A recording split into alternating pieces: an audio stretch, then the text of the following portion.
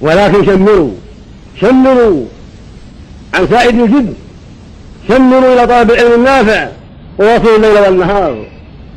الليل والنهار في المعهد وفي البيت وفي الطريق وفي المسجد وعند لقاء الإخوان وعند لقاء الأساتذة وفي كل مكان.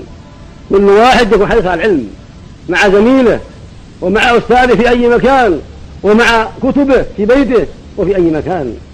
وإذا حضرتم الدروس فاحضروها بقلوب، واحضروها بقلوب واعية، قلوب راغبة في الحق، قلوب تريد الفائدة، تريد العلم، تريد البصيرة، تريد الهدى.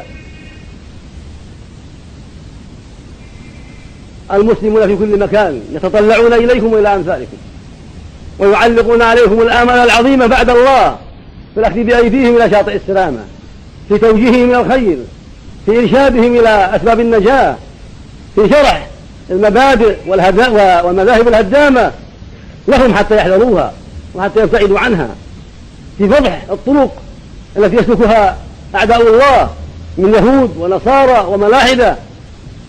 فطلاب العلم النافع عليهم مسؤولية عظيمة وعليهم واجب عظيم، هم مسؤولون أمام هذه التيارات الجارفة من الباطل والشر والإلحاد. على أهل العلم من طالب وأستاذ عليهم مسؤولية عظيمة وعليهم واجب عظيم لإنقاذ الأمة مما أصابها من البلاء ومما نزل بها من البلاء من شيوعية واشتراكية وقومية وإباحية ويهودية ونصرانية وغير ذلك من أنواع الضلالات وأنواع الشرور.